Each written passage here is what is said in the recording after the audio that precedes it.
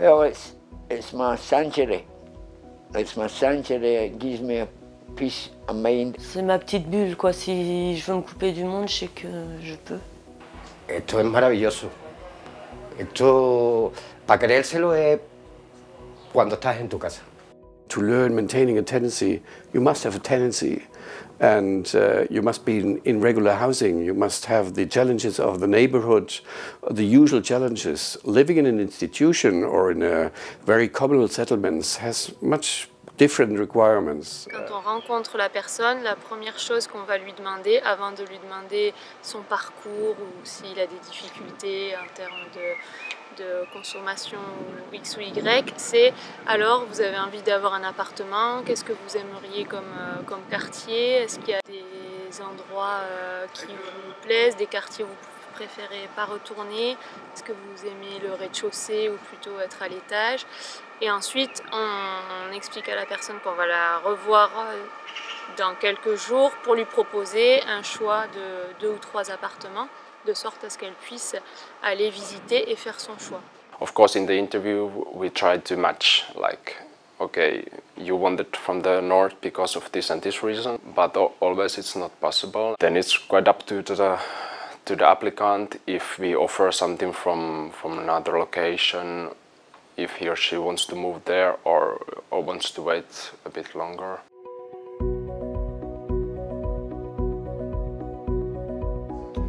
Donc en ce qui concerne la gestion de l'aspect logement au niveau d'un projet Think First, ce qui est intéressant et important, c'est toujours de respecter le principe de la séparation entre logement et accompagnement, faire en sorte que les deux volets soient vraiment bien séparés.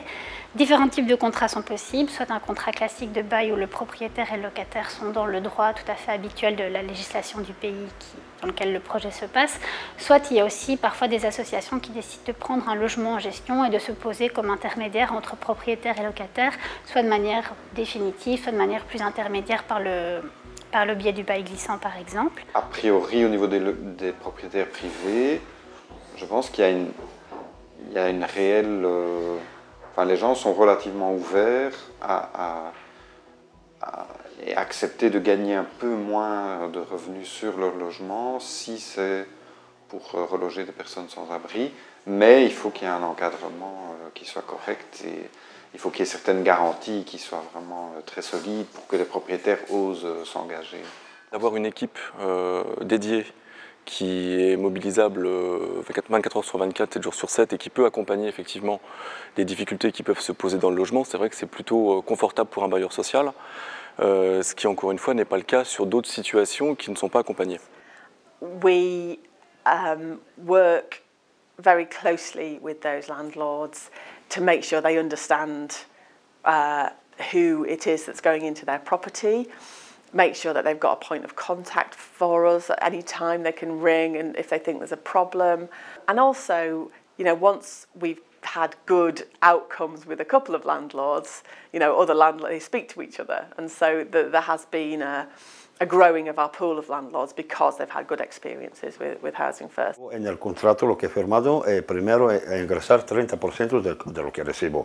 El segundo, tengo visita de una coordinador de Fundación Raíz una vez a la semana. Y la tercera causa es que tengo que mantener el piso limpio, claro, como una persona normal, limpio, que no hay que hacer ruido, hay que comportarme bien con los vecinos. Donc on parle beaucoup d'accompagnement social dans Think First, mais aussi l'accompagnement des propriétaires. Et donc quand on pense à accompagnement, on pense à 3 choses. L'accompagnement au niveau administratif, l'accompagnement au niveau juridique, mais également avoir une personne ressource qui permet à tout moment, quand il y a un souci avec le locataire, de pouvoir appeler quelqu'un et de pouvoir les aider pour solutionner le problème. We hebben hele directe lijnen met elkaar. Ik heb de telefoonnummers van de mensen die de bewoners begeleiden. Ontstaat er een probleem, dan kan ik direct contact opnemen met die begeleider. En gaan we het probleem bespreken met de bewoner. You will inevitably house people who have considerable needs and complex lifestyles.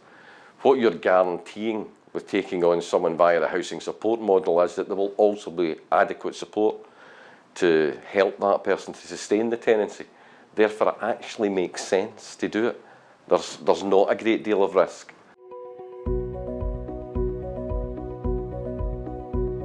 Au niveau de Think First, il y a différentes modalités pour accéder au logement. Donc soit le logement social public avec des procédures accélérées et pas les procédures classiques qui prennent un peu de temps, soit le marché privé, mais alors là le capteur logement devient un médiateur vraiment important, soit des équipes se sont lancées dans le défi de eux-mêmes créer du logement, soit en les prenant en gestion et en faisant des travaux de réaménagement, soit en ayant des accords avec soit du patrimoine public, du patrimoine privé, mais ça demande d'avoir des épaules solides au niveau financier. Well, I think that in Housing First you have two main types of housing. You have scattered housing and then you can have also congregated housing.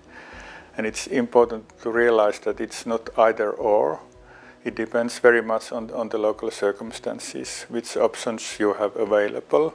Of course, normally ex-homeless people prefer scattered housing in normal surroundings, but there are very great differences between different cities, what kind of normal scattered housing you have available. And I think that the important thing to realize is the possibility of choice.